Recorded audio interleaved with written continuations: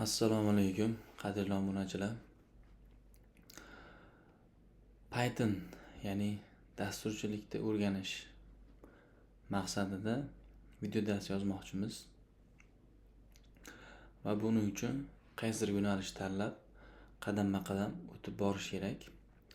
O'shaning uchun bu darsda nima o'rganamiz, umumiy jarayonda mundarejasi qanday bo'ladi?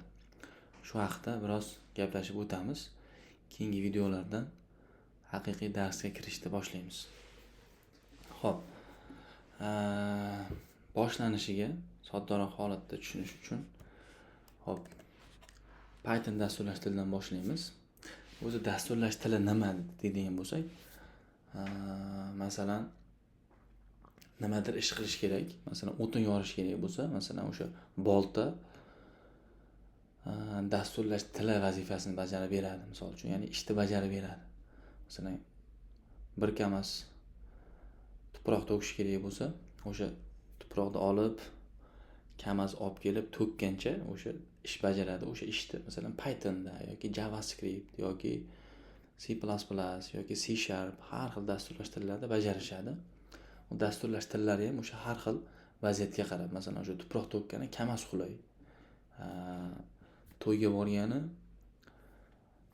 masalan Cobalt qulay va hokazo. Xuddi shunaqa.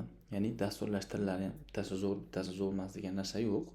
Masalan, Python shu sun'iy intellektga yoki oson o'rganishga qulay bo'lsa, masalan, tez yoki boshqa ko'proq nagruska ko'targani, masalan, shu tuproq ko'targan yoki jangga tankda borgani C++ yoki C# qulay. Biz hozircha Python tanladik. Buni boshida sodda tushunchalarini mana W2School'da tutoriali bor, ya'ni shu bilan shuni ko'rib eslab, masalan, o'zgaruvchi bor ekan deb o'zgaruvchi haqida gapirib, amaliy misollar bilan ko'rsatib o'rganamiz. Xo'p, buni taxminan 1 oycha o'rganamiz. Har xil operatorlarini va hokazolarni. Endi buni yana ham mukammalroq soddalashtirish, ya'ni o'rgangan bilimizni mustahkamlash maqsadida RoboContest degan platforma bor.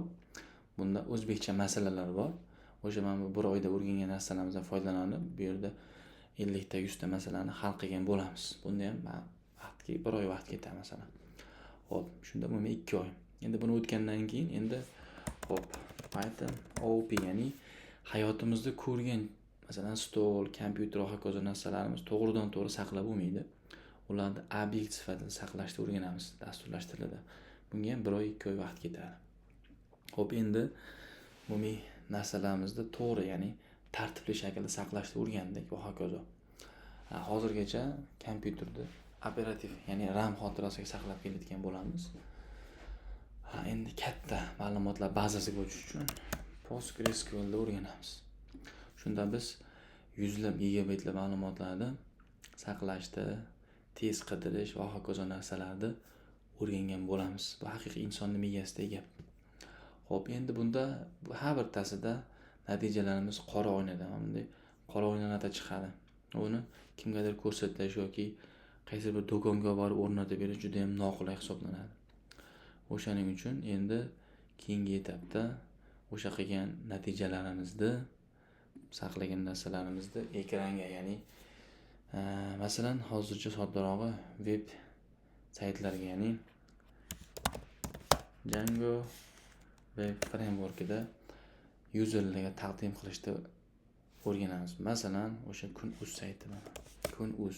Buni ham orqasida qaysi dasturlash tili bor, qandaydir logikalar ishlaydi. OOP, ya'ni obyektlar, masalan, maqolalar, hamma narsa obyekt sifatida saqlanadi va ular ham oddiy text yoki docx Word variantda emas, databasega saqlanadi. Va xuddi shunaqa shaklda ko'rinib keladi.